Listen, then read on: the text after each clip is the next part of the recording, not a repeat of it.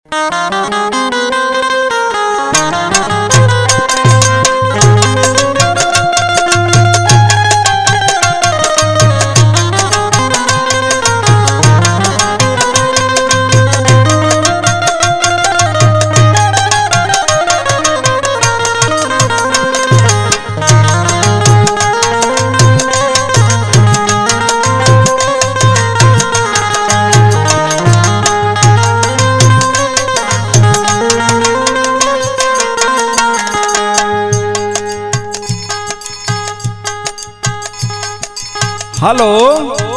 Hello.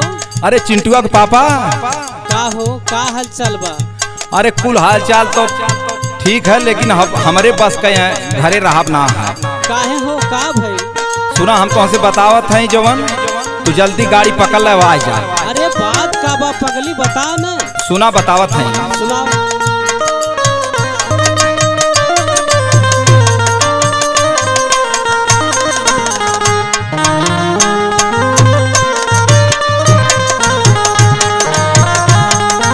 पगली दो चार बात के बोल दे तो बर्दाश्त कर लिहल कर। का बात आखिर ऐसा आ गई कि हमें आवे पड़ी? नहीं नहीं, सुना हमार बात नहीं, कुल हमसे सपरी उपरी ना। सुना सुना, बतावत हैं। बता बता। घर भर का हमसे बनी ना भोजनवा,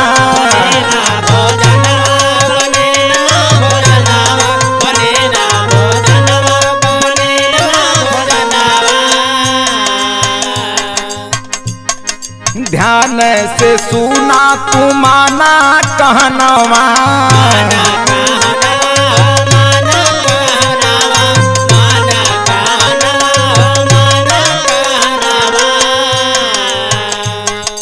अब ना रहब हम साझा, बलमा तू दिल्ली से आजा।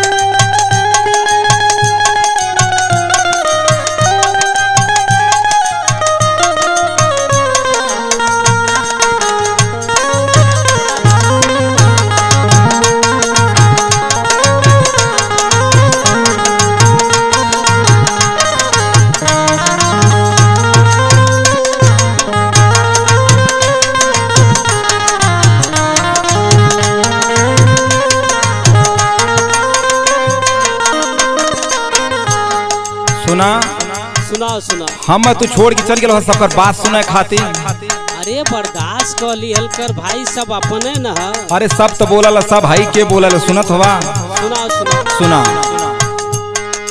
सास ससुर के हम सुनी लबतिया,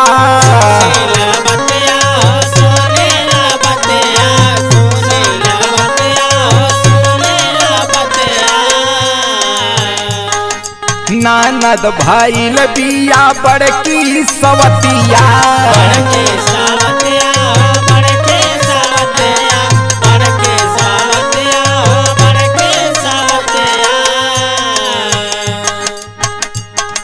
छोटकी बैठल ले माजा, बलमा तू दिल्ली से आजा।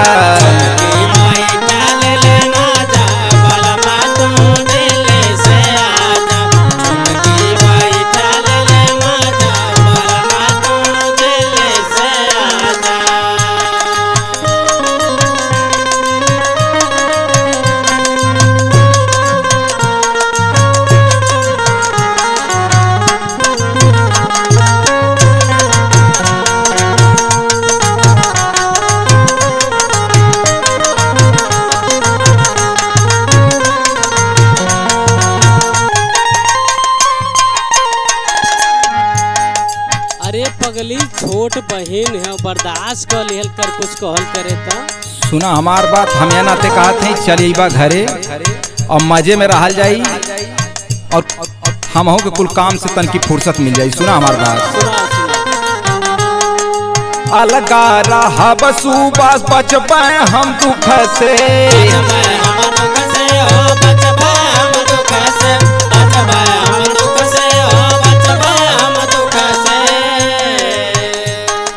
दुई जन के खानवा बनैब हम सुख से, हम सुख से बनैब हम सुख से बनैब हम सुख से बनैब हम सुख से।